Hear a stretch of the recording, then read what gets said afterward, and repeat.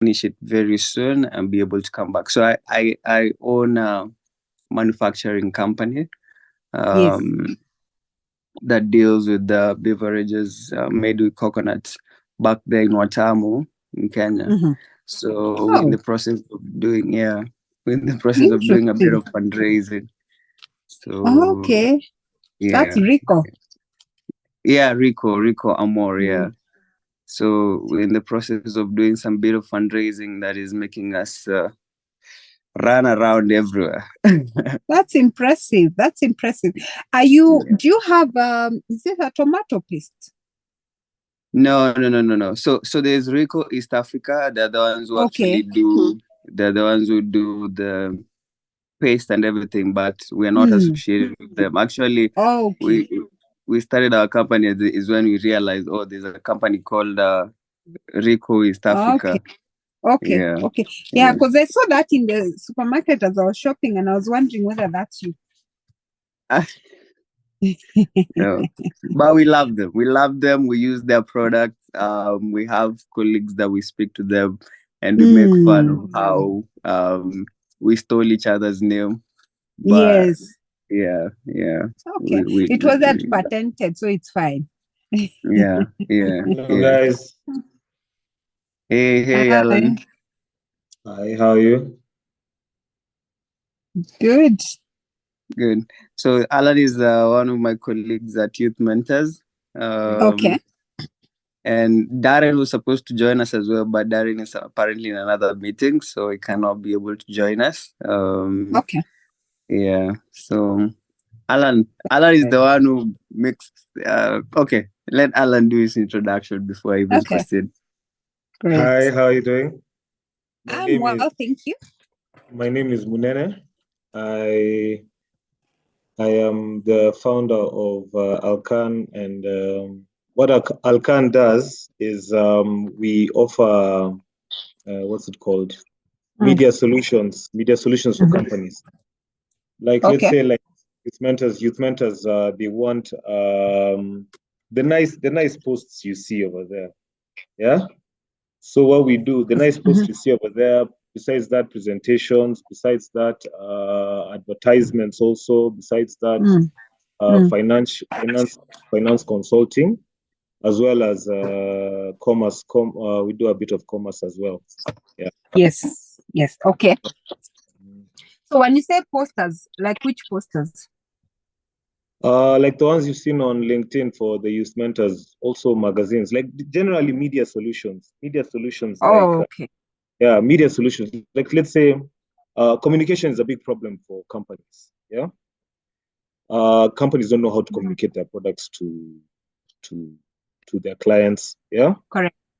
So I come in there because I have a creative ability on how to explain things and how to make things really, really spark. Yeah. So I come in, I see what your company does.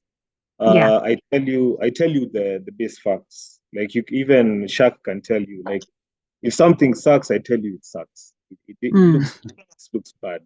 It won't help the company in any way because nobody can understand what you're saying. Nobody can understand. Plus, the presentation is also lackluster. Yeah. So from there on, now I offer that solution where I take your company's image and make a better image out of it. Because myself, I pride myself in quality, making things like that look international. Yeah. So that, at the end of the day, I hate that word local, because Kenya is, I hate that word because Kenya is an international stage player. Yeah. So that's what, besides that, there's the finance part where I network with people in finance. And now the companies that I offer the media services to, I advertise them to the networks I find in the finance sector. And also if they have products, I advertise their products also in there. We are developing a commerce sector as well, where companies can come and advertise and buy and sell their goods from our Nini. But besides that, we're part of Youth Mentors. I'm a very big part of Youth Mentors. I love what we are doing. We're trying to connect the youth to people like you, Catherine. Yeah. Mko na knowledge mingi sana. Mko na knowledge mingi na watu hawajui. Yeah. So are you the one who did my flyer? The one that you guys posted? Yes. Shak Okay. Shak is the one who makes the connections. And Yes. now me, I do the media part. So it's very I'm the one who made them. Okay. Yeah. So How did it look? How was it? No, it was good. It was good. And who wrote the story? Yeah. The story was made by Darren. Yeah. Oh yeah. He's so good. I looked at it, I'm thinking, is this me? Exactly. Yeah, Darren is the one who comes up with the stories. That was amazing. The way he wrote it was amazing. So thank you. Thank you for raising my profile as far as that is concerned. Yeah, that's our job. That's our job. Yeah. Okay. So how did you guys come up with the idea of youth mentors? Wow. It's a funny story. So while I was in Kenya, I went to one of my friend's office. He's called Kevin. Kevin Otiende. I think you've seen him on LinkedIn. He's very big on LinkedIn. And we're just having a conversation. Oh, yeah. You know him, right? Kevin Otiende, right? Yeah, Kevin Otiende. Yes. So we've been friends for like 15 years. And then one day we're just having these conversations. We're like, hey, you guys, do you remember last year we made money out of this LinkedIn? And actually we made quite amount of millions from LinkedIn. And we're like, what do you think we can do with this LinkedIn? And I was like, I don't know, man. I don't know, but I'll figure out, because a lot of networks we've made from LinkedIn have been very lucrative in terms of business. So we're like, how can we take it to another level? So I remember one day I was traveling from Mombasa to Nairobi at night. And then that's when the idea came. And I was actually traveling on a bus. Yeah. Wow. And it popped up like around it was like 1 a.m. And boom, that's how it happened. And the funny thing is, most of my ideas usually pop up at night. So I was like, we have this huge network, me and Alan and Darren, of the youth whom actually they actually come to me and Munene for advice, how to grow business, how to support their business in coming up with the pitch decks, how to talk to investors. We're like, okay, instead of us, because us, we believe we're somewhere, but there are people who can actually do it way better than us, you know? So like, how about to be the bridge, you know? So me, Munene, Darren, we're like, okay, let's start this and see if we can be the ones to connect venture capitalists and mentors to our youth. And that's how it started. But today we're not here to speak about ourselves. We're here to speak about you. No, it's good to know, to have some background about who I'm talking to. Yeah. I think it's a brilliant idea. So when you say you made money out of LinkedIn, this is the last question, I promise. How did that happen? Oh man, I mean, is it 2022? Yeah, 2022, 2021. I made like 18 million from LinkedIn, just from LinkedIn. You can imagine. And it was just from my networks. You know, so someone brings a business from LinkedIn that I know, we meet for coffee or something, boom, this business happened. I get referrals for different investors, clients. It looks so simple, but it actually happens. You know, like right now, as you can see on the page of Youth Mentors and VCs. Last Alan, was it like 3 days ago? We were speaking to a financial, she's called Sheila. Sheila has done 1.5 billion in SME loaning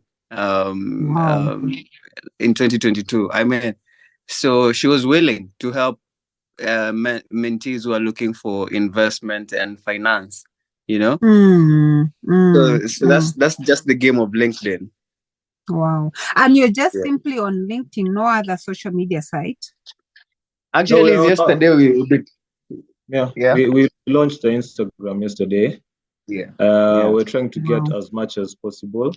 the main goal of this is not exactly like social media. It's connecting you like let's say like Catherine, you have a wealth of knowledge. You have a wealth of knowledge. You have that you've accumulated over years of experience. That knowledge needs to be translated to the youth of today. They don't know how to get that knowledge, and we want to be that conduit. Your link from the youth to you now. Once that link is established, you can keep coming back. You can keep coming back. They can keep coming back. You can see what some of the youth are doing, and from there you can you can bring also your friends, because I'm sure you have a lot of friends. Because at the end of the day, you find that now at a certain point in time, you want to see where your legacy will and your legacy now is what will you leave to the generation of tomorrow. And the youth right now, they are hungry. Watu wako na njaa. Acha tu niseme tu plainly, wako na njaa for knowledge. Wanataka kujua ni shimo gani tunaweza ingia. So that's why actually we are doing this. So we make that's amazing. It's amazing, and for you young people, I must congratulate you, because I think most people your age, I've seen some who don't have direction in life, but for you guys to even come together, 3 of you, and start something that seems to be working, and you're making money out of it, you're making your livelihoods out of it, it's amazing. It's amazing. You know, we cannot sit here and keep complaining, the government is not creating jobs. The government is going to do nothing. It's us who have to wake up, to arise and do something with ourselves. We have 24 hours. There's so much that can be done out here, but I think a lot of people wait on help. Oh, I don't have a relative who can help me. Yet today, like you're saying, and I'm very impressed to hear you've made money out of LinkedIn. Because the other thing we have as Kenyans, let me say that, is we don't want to be so public. We want to hide ourselves. We don't want to be so public. So when you stick somewhere, nobody knows that you're existing. So when you can give a testimony that yes, what's her name? Your colleague, when he said he made money, I don't know whether it's from Rico or from something else, but that's a very serious and good testament to a lot of young people. So it's amazing just to know that LinkedIn is actually working. And you need to tell more people about it, because and not just the youth, by the way. I've met people. Like even yesterday, I attended a cocktail and I met this lady who's in the properties market. She's running a family business. And, somebody asks you, so do you have a card? And you're like, no. So are you on LinkedIn? Yes, I'm on LinkedIn. Take your phone and follow the person. She's not on LinkedIn. You can imagine. Yes, she's running a family business. So how will you grow if you're not on LinkedIn? So she told me, Catherine, tomorrow, she actually took my number and told me, tomorrow I'm creating an account. I told her, if you want somebody to help you do it professionally, I have someone available. So from today, she'll be giving me an update on her journey to get onto social media. Bring her to us so we can handle the media part. We can create for her posts. Even you yourself, if you want posts, like if you like the post, you can also contact us. We'll be making for you posts. What post do you do? That's what I was asking. What exactly do you do? I know you did one for the youth mentors, but explainers, especially explainers, like explaining what you do. Let's say if you have a product you want to launch, you can do the preliminary showing to get a feel of the reaction of how this product is going to be received by the media wise. Presentation, let's say like yourself, you deal with a lot of presentations, and a lot of presentations you've seen are very lackluster. They don't really look good. That's where we come in. we make for you a presentation that's worthy of international standards. Like, even if you go and show Apple this presentation, or this is what you're doing, they'll be like, hey, this thing looks good. Hey, you guys are serious about your work, eh? Okay, so because at the end of the day, me, I hate, okay, like I said, I hate that part. Like this. So let me ask you, yeah. Besides the photos and the posters, do you do recordings? Not yet. We've not expanded to recording because that's a lot of equipment. Yeah, recording. But mainly it's digital media. Because digital media is faster. It's faster to produce. Like, let's say you can record, like, let's say, a voice note talking about something. I take that voice note, I clean it, I put it into, like, let's say, a product that you're advertising. From there, I do the digital aspect of it, like, let's say, placing, and then making it now into something that now you can present to people, like, here is what I'm offering. Yeah. For video, we're coming up with we're coming up with video. We're coming up with a studio so that you can also have a studio audience. Like, let's say if you're coming to a studio, a venue, we can have an audience of, like, let's say, like 15 to 20 people, where you're talking. It's live and you're also talking. So yeah, that's also something So if I get you right, what you're capable of doing at the moment is, like, now if I gave you a few of my photos, let's say, for example, the few photos I took from the cocktail yesterday, and then I can speak something. Maybe I record myself, I share it with you about those photos, so you can create something that, I'm speaking, but the photos are like running. Okay. So you say, for instance, Catherine, the way you said, you met that youth and you spoke a word to her, and right now I believe her business is going to be transformed, and I can say that's it's a universal grace of God, so if us youths are not living in a place of someone of authority, we definitely not get to achieve our goals easily, so that's what we aim. We get as many youth to just get a word from our mentors, and which will spark. You see, even for me, the LinkedIn, Kevin just spoke one word and boom, it changed the game, Anyway, that's besides the point. Today, what we want to talk about is our upcoming live interview. So we're coming up with a studio, and Alan and Nene will be in charge of this big time. So we have a facility in Watamu, where actually I had the interview you did at K24. It was really eye-opening. You were saying some things and I was just holding my head like this. I'm like, wow. Wow, amazing. You listened to it. Thank you. Yes, because I was like, yo, I haven't looked at risk management the way you're saying it, because we assume everything is going to be okay. But definitely everything is not going to be okay. We are not gods to have everything clear. So we're coming up with a studio where we want, if people will not be able to be coming physically to Watamu, we'll be having a screen where we can just have that interview live online. And then we're going to set them there in YouTube, where people can always go and do reference. It will last forever and people can just hear your knowledge from there. So today we're just going to get a bug. Like how we are over here in Zoom, but much clearer. It'll be much clearer. So it will be you, let's say, like you, me and Shak, like side by side, like cut your screen. Shak pandei, me niko pandei, and then we are talking, we're engaging. It can be live on YouTube, live on LinkedIn, live, and then people can come back again and again to hear about your thoughts, because you're very knowledgeable. Yes. Thank you. Yeah, very knowledgeable. Yeah.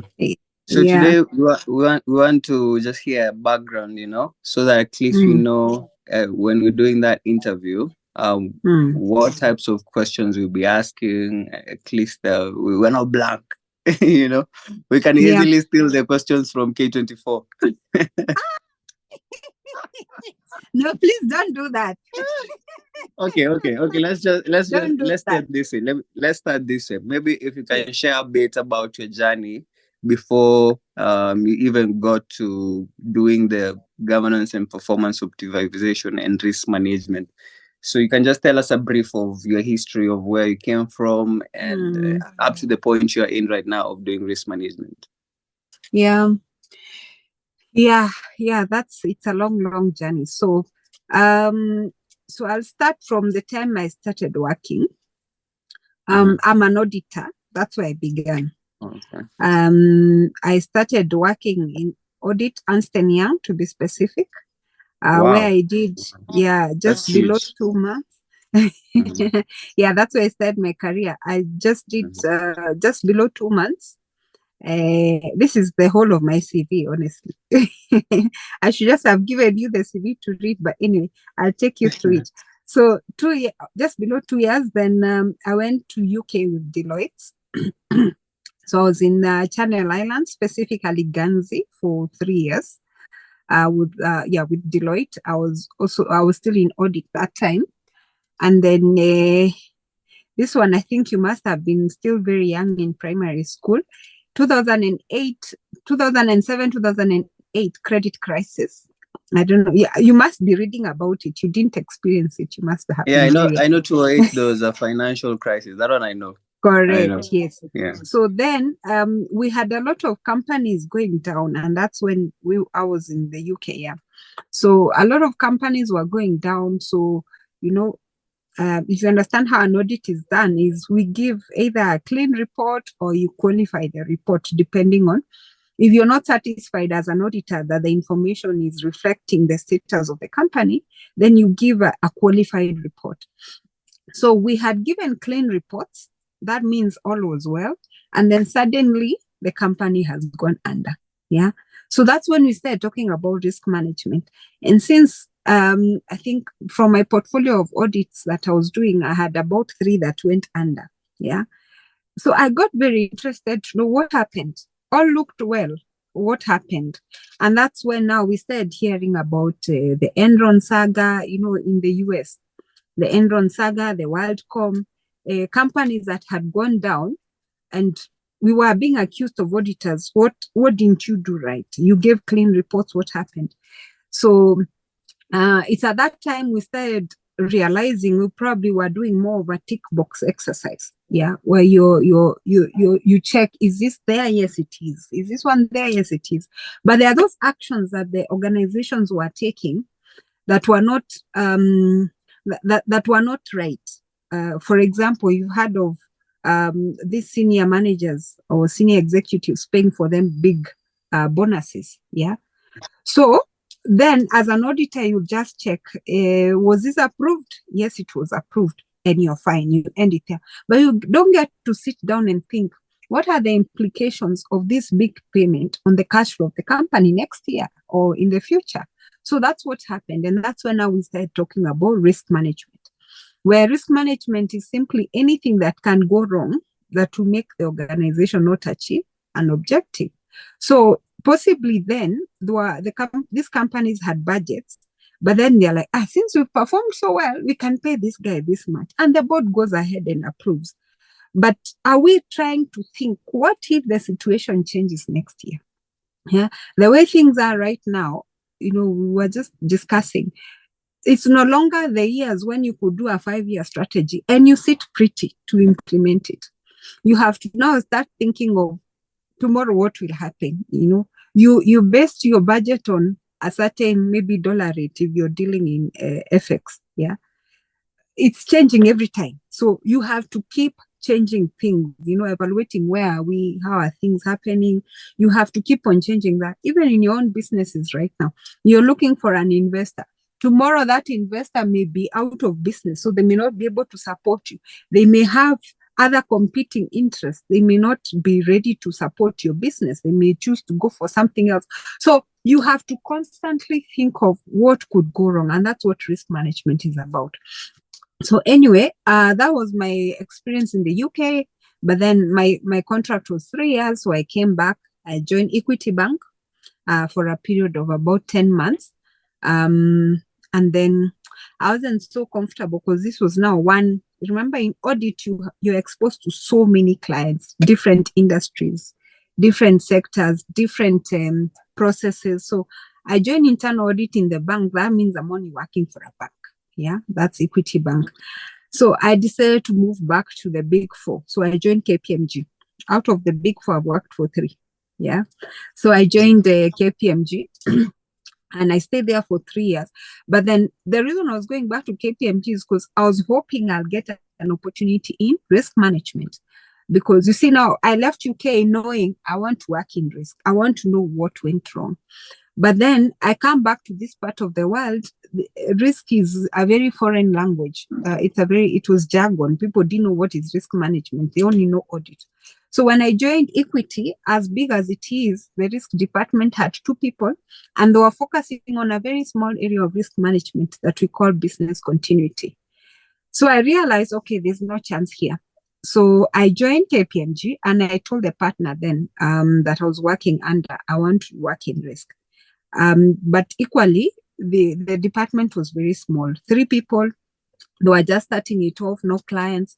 So he advised that I do internal audit, and as the department grows, then I can move into risk. But then the insurance regulator in 2013 decided to release some guidelines on how to, on the insurance companies that they must have. He came up with 4 mandatory roles that an insurance company must have. And one of the 4 was a risk manager. So they created opportunities for us. So that's how I went and joined Heritage Insurance Company. I was the risk and compliance manager. And I was also the Heritage is related to Liberty. So the boss I had then could allow us to work across. So I could do some work in Liberty Life and some work in Heritage Insurance. And then another 3 years, opportunities opened up. So I joined Barclays Life Assurance then as the head of governance and control, because it was a bigger role. It was the role that my boss was doing when I was in Liberty. So I joined the group in charge of the insurance businesses in East Africa. I was also helping with part of the work for the group. So I did some work in Cape Town. I also did some work for Global Alliance Mozambique. That's the insurance business in Mozambique. And then, in 2019, when Barclays exited the African market, there were some changes happening. So my boss in SA told me, you know what? There may be some changes and this role may not be here anymore. So I took a role that was available then, and that's why now I'm serving in internal audit. Yeah, so that has been my journey. But then my heart was still in risk. And I do remember that was 2022. One of my friends was doing some lesson in coaching. And it's not a lesson, but a course in coaching. And one of the things she was required to do is to practically do a coaching session with somebody and then submit to her mentor, whoever was marking for her. So she told me a lot of people are not comfortable recording. If I'll be kind enough to just allow her to record me. Of course, now when you're in a coaching session, you have to have an objective. What do you want to achieve? And you have to make it as real as possible. You're not just acting. It has to be something you want to work with. You want to work on. So I told her I would like to increase my visibility in risk management. So she asked me, so how will you do that? So I told her, by the Institute of Risk Management have advertised about position. I'll call the chair and find out how I can apply for that. And I of course, now by the time we are meeting the following week, I needed to have executed the actions that I promised to do. So I called my friend and she told me, but now it's not advisable for you to do that before you, you can demonstrate that you've done some work for the institute. So I asked her, so how do I do that? And she says, actually, remember she was the chair of IRM. She told me, actually, my period is almost ending. Maybe you can consider being the chair. And I was very, very surprised. Because I'm thinking, you can actually think that I can be the chair of the institute. So she says, yeah, either that or now she explained a few other things that I could do. Then she tells me, I'm calling a few people who have expressed interest. You come for some tea. We met at Kempinski and see whether how you can participate.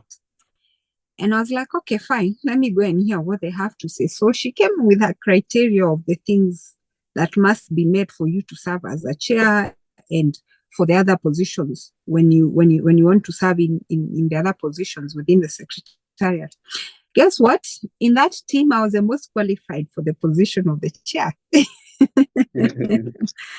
So, it all came as a surprise because this is not something I was looking for.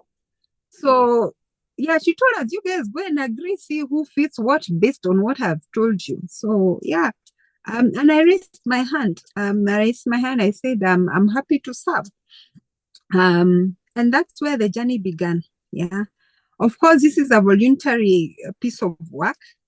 It's taking a lot of time, but I want to believe that, you don't just look at the money, and that's something I'd tell anyone, just raise your hand, make yourself useful, because in the process you're learning.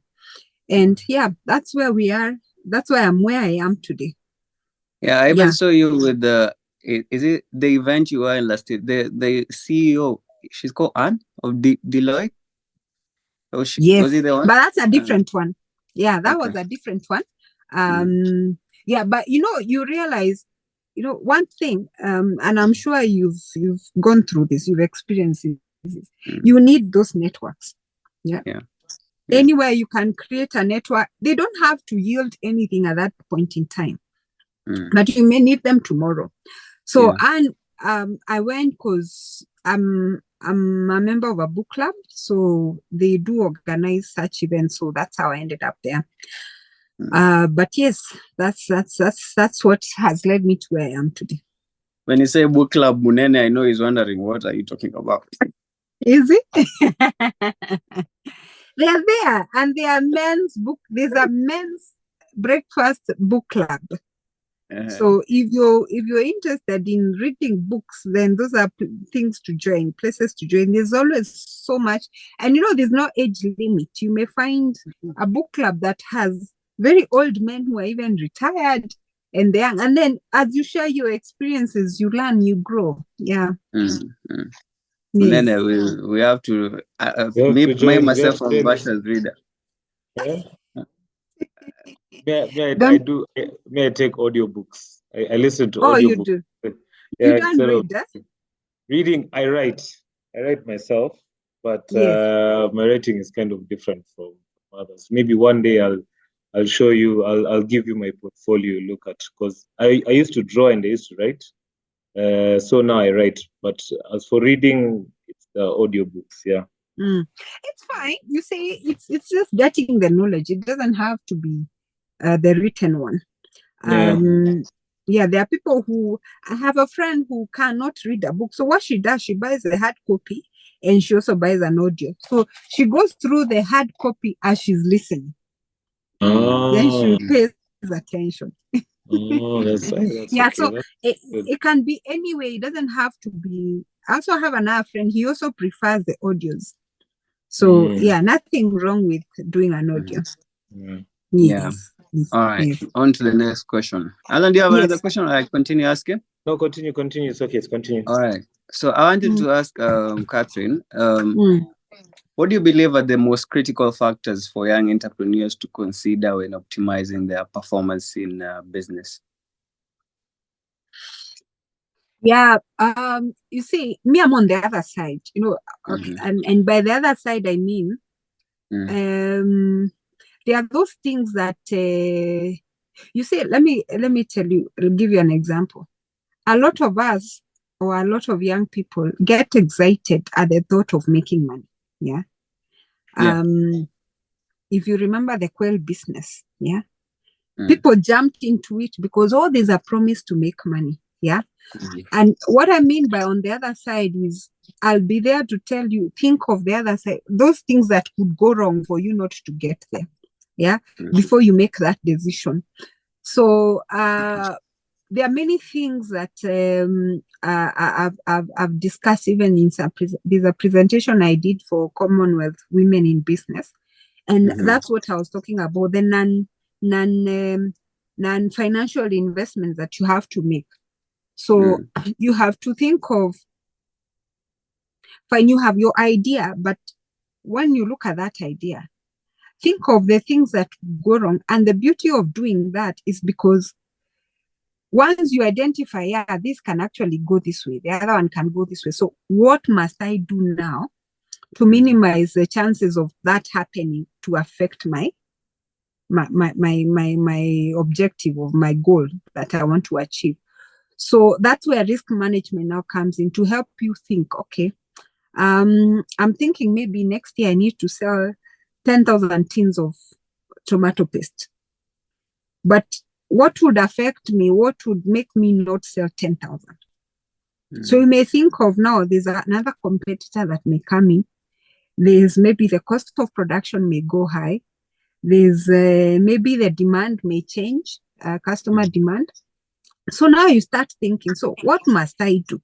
If the competitor comes in, what do I do? Maybe I may want to consider an after-sales service. Maybe I can reduce my sale price by so much. Also, and then now once you do that scenario analysis to see if I reduce my price by this much, then how will that affect my profit? Because that's what I end up taking home. If there's so you can consider the cost of offering an after-sales service, or what are they called? Those two small things that are attached. And I'll tell you, I'm that buyer who I go to the shelf and I check the one that has something else in addition. Whether I needed it or not, I'm likely to pick that one. So you start thinking of such things. If we get another competitor, what must we do? If the cost of production goes down, what must we do? Do we change our warehouse? Do we go to a cheaper location? Do we use cheaper machines or something? You think about those things well in advance. So when they happen, then it doesn't find you unprepared. Because if you wait until it happens, we all wait. We make decisions very emotionally. Because you're like, I'm going to make so much money. I'm going to sell 10,000 tins of tomato paste. And then now when it happens, you are stranded. You feel stranded. You feel like, no, I can't move. I don't know what to do. Remember, that time is passing. So those 10,000, and at that point, it's like the mind even locks because you don't know, you've not thought about it. But if it's something you had given some thought, when it actually happens, then you know what to do. That's where now risk comes in, and you have to look at everything. It's not just the sales. You also have to think of the stuff you're using for distribution. What if, like now, even for youth mentors, if Daryl decided to drop today, what will happen? You have to think of such things. If Alan is not there, you cannot do the creatives anymore. What will happen? Does that mean the dream dies? You have to think of how do we get somebody else that we can replace? How do we train the person? Because they may not have the same mindset as Alan has or the same level of creativity that Alan has. So all those things, if it's about the costing that we have put in place, now the Kenya shillings inflation is going up so much. How much can we absorb? How much extra can we absorb to still retain, to be able to make the profits that we are thinking of making? So it's not, we do a lot of things blindly, and not just youth businesses, but even corporates. And that's why they need the risk managers. To think of, this is where I want to go, but now in between, there's so much that can go wrong. So the risk manager now helps you to think of all those things that could go wrong, put up actions of what you're going to do should that happen, and then you start sometimes you even have to put an emergency fund on the side. Should any of those happen, then you have somewhere to resort to. But a lot of times you're like, but there's no money. Yeah, what are we going to do about this? And some of them are put out of business. Yeah. Risk will also talk about opportunities, like going digital. You see, we have many businesses. I met the K24 lady who interviewed me the other day, was telling me she made most money in 2021 because that's when she started doing this business of encouraging people to go digital. You find even doctors now are on Instagram talking about their services. Yeah. So taking advantage of those opportunities that will enhance your chances of meeting your business objectives is also part of what we cover in risk management. Yeah. Okay, that's well noted. So what resources and tools would you recommend for young entrepreneurs looking to improve the understanding and performance of risk management? What resources do you recommend they follow or be used to guide them? You say risk management is just about it's gaining knowledge. You don't need the tools. Yeah, you just need to know that this information is available. The big corporates, of course, have gone to train their employees. Yeah, the people who are working. And like now, I have some SMEs who have even come and asked me to develop a training for them. And what I always recommend is, let's start with the board first. The board is the decision-making body. So once the board understands how this risk management is done, then we can go to the people who are doing the work on a day-to-day. Then we tell them, this is what you must think about. If you're the one doing sales, think of the risks within sales. You'll go to that customer. You need to monitor your leads. You need to monitor your, try and reach customers as much as possible. So you think within your space. If it's somebody in human resource, you're getting, but of course now in a small setup, a small business for the youth member will be doing everything. Yeah. They are doing everything. But you have to think, if I want to expand, can I bring in more people? What kind of people do I want to bring in? Have they bought into my vision? Yeah. We've seen, like one of the things we have seen is we are saying youth don't have jobs. But let me tell you, you speak to many employers today, they are telling you there are no people who can do this work. Why the disconnect? Yeah. Because knowledge. Yeah. I tell you, many people are saying there are no people to work. Yet we have how many unemployed people? Yeah. Because there's that issue. Maybe the knowledge, maybe the attitude. Yeah. We have people with the wrong attitude, because with the right attitude you can be taught anything. Yeah. But you'll find that a lot of people are saying, I can't get someone to employ. Yeah, because you come, some people come for an interview and they're like, me, I can only work so many hours. I want to work from home. You come with your conditions. Yeah. So there's that big disconnect, and I get very surprised to hear people saying there are no people. Yeah. Yet we have so many unemployed people. So there's a lot that people have to think about. As a young entrepreneur. If it's about cash flows, you need to do your cash flow projections. If you're going to expand, and like I said, even doing those scenarios, if I want my growth to be, maybe I want to make 10 million profits, 10 million maybe in revenue, out of which I'm able to get maybe 1 million out of that. You need to be very clear before you begin. Yeah, it should not just sit in your head. I know a lot of us, it just sits in the head. This year I'm targeting 10. It needs to be written down. It needs to be supported with numbers clearly. So once this is the route I'm going, you can have another pessimist projection, whereby maybe I won't do 10, I'll do 8. So 8 will give me maybe 800,000. This is how it will go. And you can have an optimistic scenario to say, okay, maybe I'll do 12 million, and this is a scenario.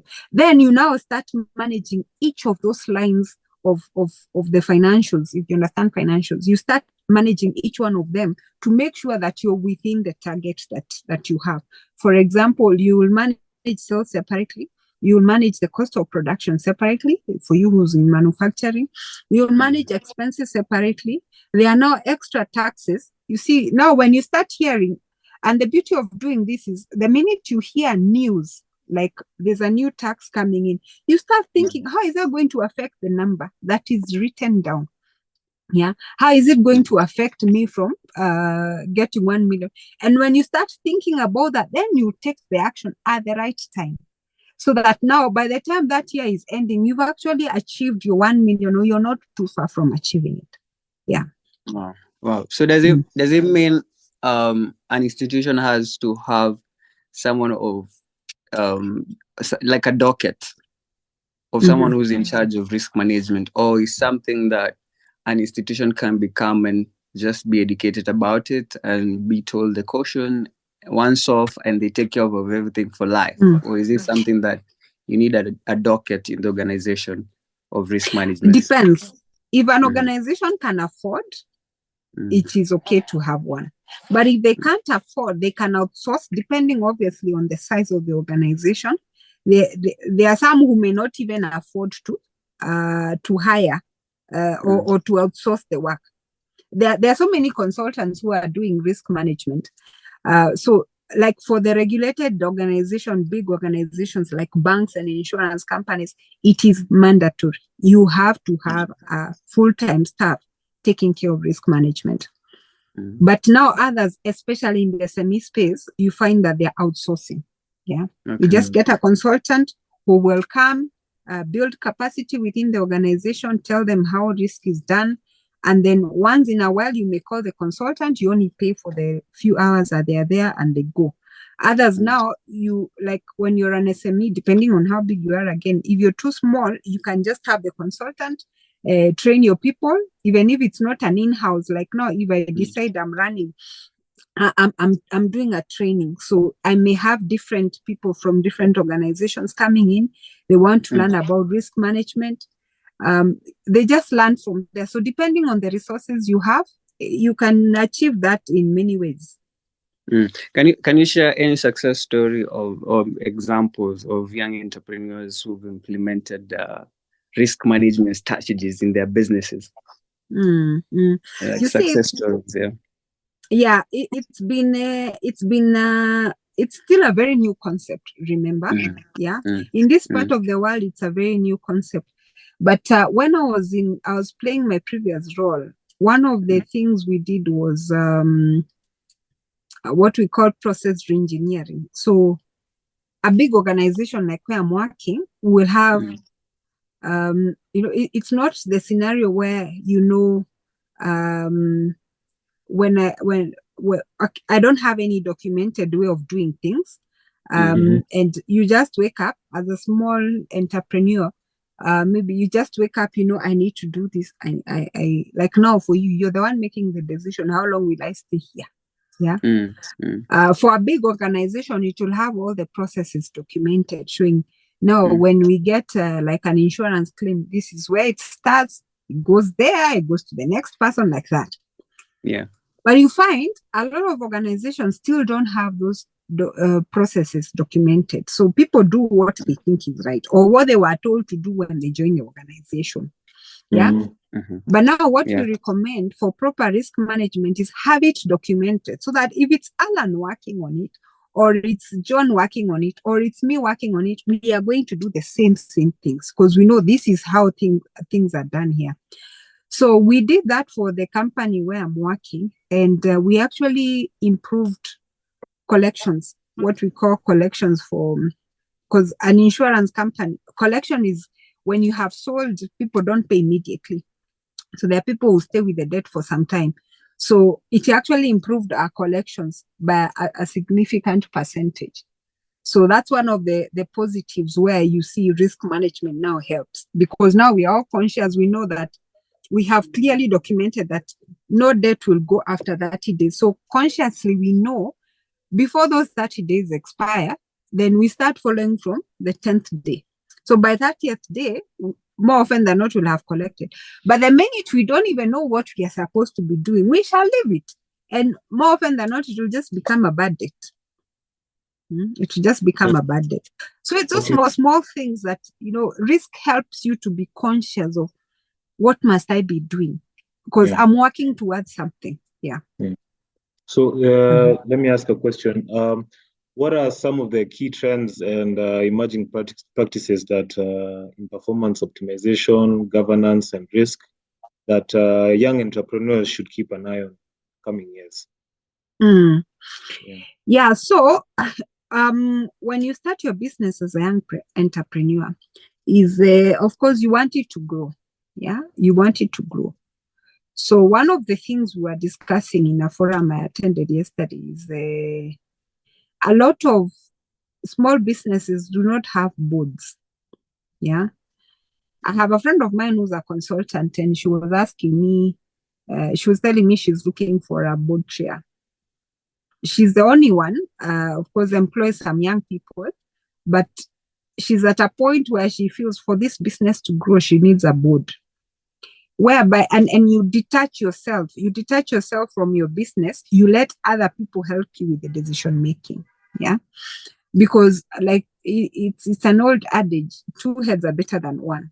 So when you have a group of people with different experiences that meet the needs of the business, like for example, like your manufacturing, you may get somebody in manufacturing, like is Manu Chandaria in manufacturing? You can get Manu Chandaria who's been through that process. When it comes to finance, you can get somebody who's well experienced in finance. If it's in marketing, you can get somebody who will give you ideas on how to market. If it's investment, the profits that you're making, you want to invest it somewhere, not just make it and spend all of it. You get someone who's good in investment. I'll tell you, these are the tools that are available for you to invest in. So a board is important. You can even start with, the big corporates will have a board of directors. But what we were saying yesterday is a lot of these family businesses or the small businesses want to get an advisory board, a board that just helps you make the decision, challenges your decision as a young entrepreneur. And that way you make, somebody has looked at what you're thinking, and then, if there's an emotional decision made, then it's picked from there so that you come up with something as practical, as realistic as possible that will help you achieve the profit that you want to achieve. Wow. You want to ask another question? Yes. Just one more question. Yes. Can you share like any examples of successful partnerships between young startups and established businesses in optimization, in optimizing performance and management risks? Sorry, just say that again. Like, can you do you have any examples of young startup companies that have merged with established businesses to optimize their performance and risks, and minimize their risks and manage their risks? And so young startups, you see, for a company to be acquired, then the acquiring company is definitely maybe better managed and has better processes. So there's what they have to do before they even acquire the startup, which we call the due diligence. And this is where I would encourage even the startups. For you to be acquired, then you have to be right, because the minute they do due diligence, they realize, oh, things are going so wrong, they're not likely to do that. You see, like Trigger Foods. Trigger Foods was acquired by some guys the other day. Because it was growing. They saw potential. There are those things which they feel, maybe the company is not doing well, but once I acquire it, I can be able to fix this and the other. But if you don't have some things in place, like simple record keeping, why would they come for you? Why would they come for you? Why would they be interested? So there's a due diligence process that is done before an acquisition takes place. And for that to happen, for the acquirer to feel comfortable, then they have to tick a few things. before they acquire that company. So Trigger Foods succeeded. They saw the potential. Okay, don't mind what happened afterwards. But at the point of acquisition, they had met many of the requirements that the acquirer was looking for. Yeah. So, so that's what I would say. And when you have good risk management practices, then it's likely that the acquirer will be able to tick a few things. And now what they do, because you've been acquired, now everything has to be matched with the practices that they have in their company. So that's where you find sometimes they even get rid of some of the staff members because they feel you're not a good fit for the organization. Yeah. So I hope I've answered. Yeah. Especially the example of Trigger. I mean, so many people speak about that company when it comes to investors and the ups and downs they usually go through, and at times they're just like, "Whoa, that is dangerous." That is, I mean, the things that they've been facing all those years. I mean, they've been scary. I mean, I think they have had very tough moments in the organization. Really tough moments. The other thing that happens with the acquirees, like in the Trigger case, was the acquirer sometimes may not have the same way of thinking with the acquiree company. Yeah. So they tend to conflict as far as that is concerned. There's also this company called Resolution Health, the insurance company. Which seemed to be running well, but the minute it was acquired by, was it Leapfrog or something? It started going under because now they come and impose, they come and impose some things that cannot work. Either can't work or the people being acquired cannot embrace. Yeah. So there's normally that conflict when it comes to acquiring companies that I think needs to be managed well. So the people being acquired need to be trained on what to expect. And the people who are acquiring, you see, like Trigger Foods, I understand now it's being managed by Wazungus. How do they understand Mama Mboga in the Kenyan market? How? Hard. It's very hard. It's very hard. They don't know what the Mama Mboga does. We needed that local knowledge, somebody who can go and speak to that Mama Mboga in the language we understand. Yeah. And then now that flows through the organization. So let's watch and see what happens to Trigger Food. But yeah, we are where we are. That is very, very powerful information. I mean, thank you so much for that. So because of time, I mean, this is what businesses need out here. You know, for us, maybe me and Alan, we are lucky enough to have met mentors who've shown us the importance of having mentors in our life. Because even now, I feel like I'm going to have a side chat with you. Just like, hey, you know, I have this company, yeah? So what are we doing with this? I have to have this conversation with you. Yeah. And I mean, currently we have a network of over 100 youth in our WhatsApp groups, in our contact list, who usually seek for this information. Okay. So my question will be, anytime we might need you, I mean, I hope now you'll just do this for you as a part of legacy building. Will you be able to support them anytime we might need you for these ventures? We're looking at doing events in different countries just for youth and mentors and VCs. We want to do it the way Forbes does it, where we hold events in different countries, because our networks currently, as you're speaking, across different countries. We're even having already success stories. Like recently we posted someone from South Africa who was in the Forbes, and one of our youth was able to reach out to her, and she needed something to be done for her in South Africa, and she was able to help her. You know, we have that she's called Sheila, who did 1.5 billion in SME loaning, and right now she's having conversation with our youth about accessing that type of finance. So my question is just, will you be able to help or come through for us when we have these events, we have live interviews? I mean, just to give back in terms of just mentorship, you know? Yeah. Well, I think, let me say, one thing I read is that if you have knowledge and it stays with you, then it's useless. Yeah, it is useless. Yeah. And one thing I didn't tell you when I was younger, I thought I'll be a teacher. Yeah, I thought I'll be a teacher because I like the idea of, when you gain knowledge and then you transfer it to somebody else. So, and that's why I also do a lot of trainings because, I love passing over knowledge. So I don't mind, as long as it fits, you give me some good notice. And if it's within my calendar, then I'm happy to do that. Yeah, we're really I'm happy to do that.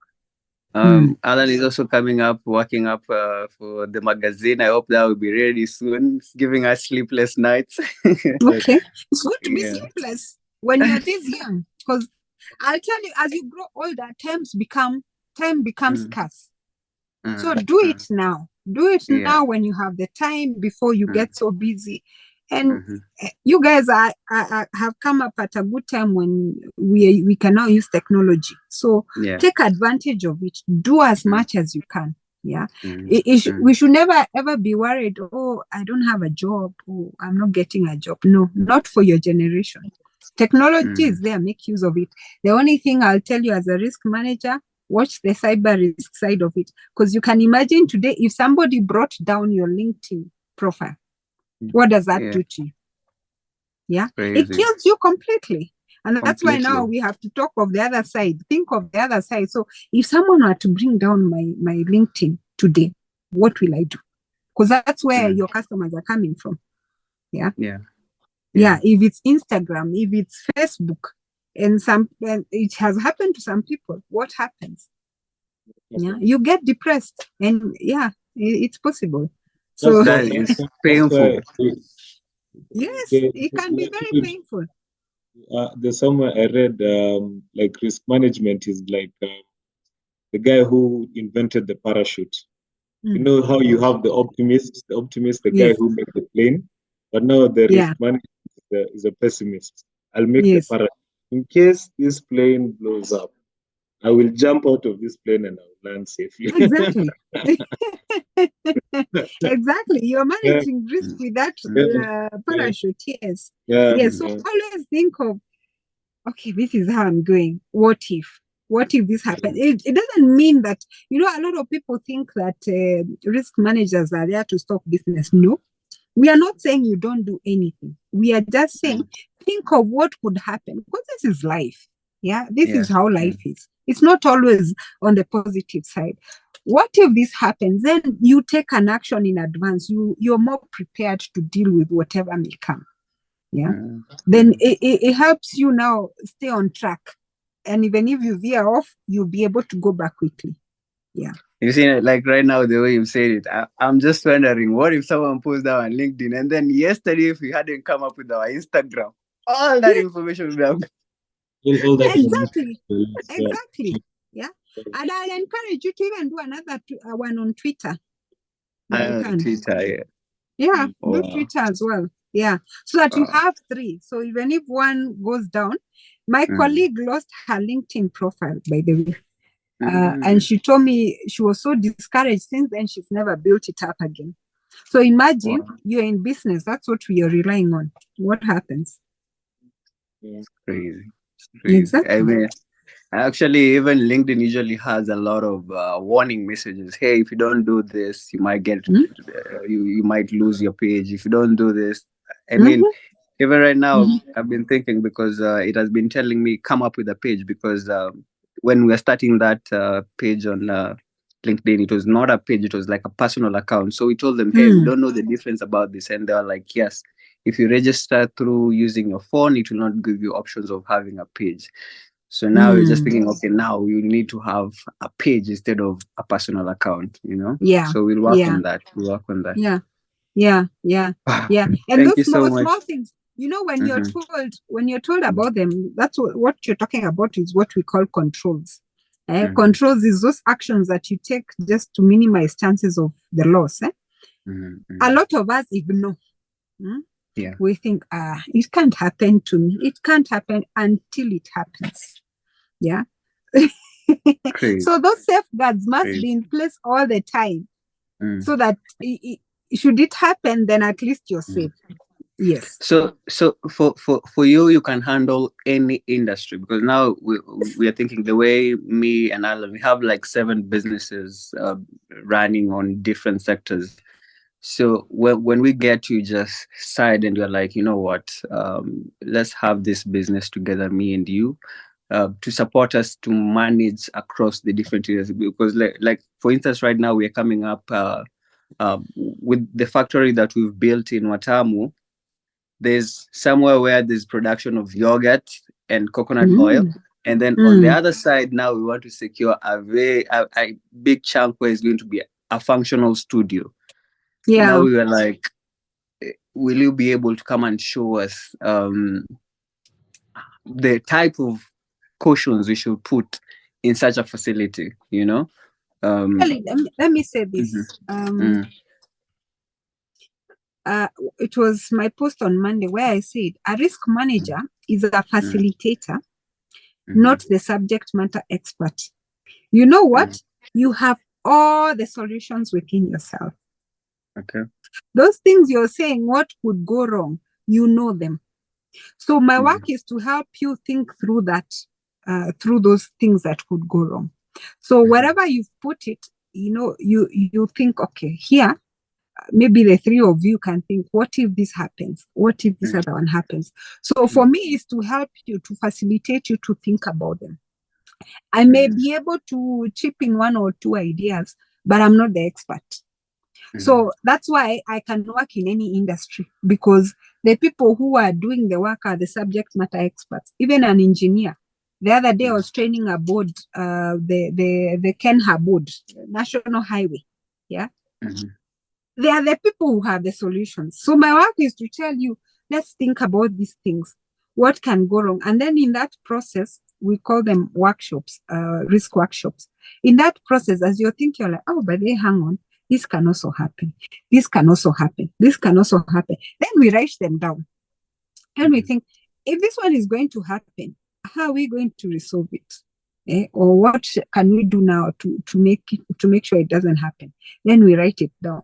Then we work with that document. So as a risk manager, my work would be like what we do with corporates is every month you want to look at the things that people say that are going to go wrong, and the actions that they committed to. Are they still valid? Could there be other risks that have come up that we need to add onto the register? Or are there any other actions which maybe what we had said we can do is not relevant anymore? So we remove. So we have a document we are working with to make sure that should this happen, this is what we are going to do. And you are alive to it. And it's in your head. It's the top thing on your head. So in your head. So if should something happen, then you know what to do. So yes, I can do that. And when I visit Watamu next, I'll make sure I visit your factory. Yes. I mean, now we've been thinking I'm just, Alan, come up with the budget as soon as possible. We have this thing going down. Don't worry. Yeah, we have a budget for this, you know? Yeah. Yes. Do you have any other question, Alan? Actually, I'm thankful so much for your time, madam. This has been a very, very, very, very, very, very informative session. And hopefully now we can share with our networks that we found another person. We found another person who is ready and willing to mentor. So msi slack, because time yake ni very, very valuable. So at the end of the day, we need you guys to hound her. Watakuhound, watakukujia, Lisa, I'll be happy to do that. To speak to people, because you want to see, and I'll tell you, you know, I've also been an entrepreneur. I've been a farmer. I was doing French beans for export. Actually, I only stopped last year because I felt my time is too squeezed. I can't manage both. So a lot of things went wrong because I wasn't available. I needed to focus on one thing. And I can write a story of everything that went wrong with that project. So I'll not just be talking from the textbook. I have actually gone through it. Yeah. And I didn't quit because I was a poor performer. Actually, for the exporter that I was working with, I was one of their best customers. They actually secured for me a global agricultural practice, general agricultural practice, global agricultural practice certificate. That is only given to people who, because they sell in the UK, the customer in the UK could actually trace that product to my farm. Yeah. So I had done so well, as I used to get audited every year by the GAP for GAP certification, and I passed. So the farm was well managed, as in I used to get people coming to learn. It was even featured on the newspaper one time in 2022. Yeah, it was in the paper in 2022, my farm, that is. So it's been, I've been through the journey of entrepreneurship. And it's only that now, you can't put two legs and you succeed in both. So I had to focus on one side. So I decided, let me focus on the career and this other risk management side. The farming, I can always pick it up later if I want to. But yeah, you're using the knowledge you have risk management in that project automatically. Yes. Yes, like, hey, if this goes wrong, if I don't have this. Yes. But then you realize, let me tell you, what you realize is sometimes you think as an entrepreneur, you're in control. You are not. You may be thinking now that I'm a risk manager, I manage my risks very well. I did not. Because when I was doing that project, I had an entrepreneur's hat. Yeah. I had an entrepreneur's hat. So my goal is I want to achieve this much. I did not sit down to think about what could go wrong. That's why you need a risk manager. Yeah. I woke up, I planned. We actually used to have strategy meetings with my teams, but I never sat back to think, what if the pump fails? What if I don't have water? What if I never had time? And that's why now this role becomes very critical for businesses. Because if entrepreneurs can do it for themselves, then you don't need the risk manager. But then having gone through the entrepreneurship journey, I realized, yes, it is important to have that person. If you're serious about your business, you need that person that can help you. If the water fails or the pump breaks down, of course, repairing it is quite expensive. You need to have an emergency fund somewhere where you can easily get money, have it fixed, and the crop doesn't get affected. But I was not a risk manager for my entrepreneurship journey. No, I was not. Let me ask you, when is this like a universal law? Does it oftentimes when someone puts aside money for emergency, that emergency happens? No. No. It does not happen. You're just being cautious. You see, if you put that money aside, actually, you can even make money out of it.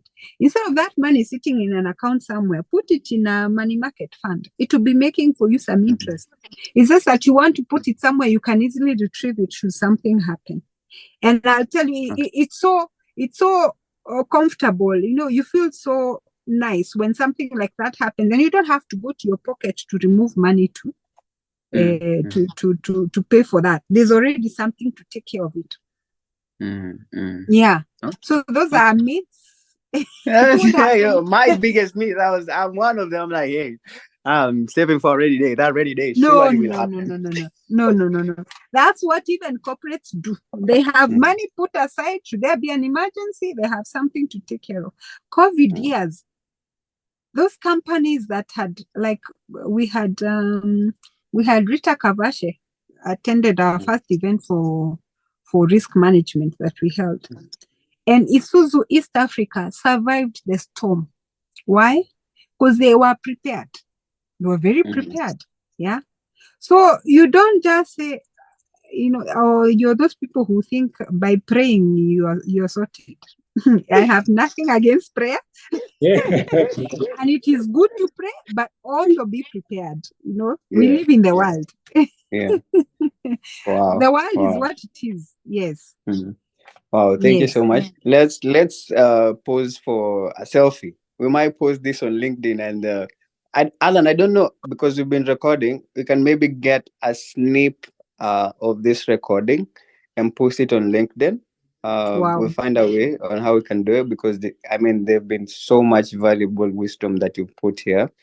And I know we might post there and someone might get a sneak of it. Even before we do the live interview, this will just be like a good teaser of people at least now because we really want to be of value to people. Because I know in leadership, if you're not offering value, then you're not a leader. Leadership is just offering value the way you're offering value to us. So let's pause for a selfie. Should have told me to be prepared. I was talking so carelessly. No. I mean, that's actually, because now when you're speaking, I was like, hey, we need to post some of this knowledge on LinkedIn. Yeah. All right, let's pause. I don't know which is your best pose. I'm good, isn't it? I'm saying like my head is slanting. That's okay. No, you're okay. All right. That's okay. Okay. I've gotten one and then another one. Good. All right. We've recorded it. We're gonna see how we can extract some of the information that you've given us here to post it on LinkedIn. We'll share with you more projects that we're having that are coming. I'm seeing on our LinkedIn people already asking for a mentors connection, even live on our comment section, because we used to see people coming to our inbox. Now I'm seeing people are even being more aggressive, because I've realized some of these mentors, when you send them message, they don't respond. So people I'm seeing, even they're coming to a comment section. Like yesterday, we posted about a lady called Lucy. She's top 100 women in Africa. Someone who just went directly to the comment section, like, hey, can I connect with you, Lucy? Because Lucy hardly responds to her messages, So we'll share this. We'll tell you more information on the upcoming projects, especially the live and the magazine that is coming soon. Alan will be there for you if you need any posters, anything to do with digital. He'll actually do it for free, because you are really offering a lot of value for us. Thank you. Yeah. Just for me, when people ask you how are you making such nice posts, just tell them there's a young guy I met. Okay. I'll speak about. That's why I was asking more about it, so that I know. Like now when I'm encouraging people to go digital, they may want to know then where can I get this help. So I know. Refer them to me. I'm very open to that. I'll share with you Alan's contact, just in case you have an idea that you want to share with them to come up with something for you, so that can happen. Okay, that's fine. Thank you so much, Catherine. Thank you. Have a lovely day. Have a lovely day. Bye. Okay, bye. Thanks. Cheers.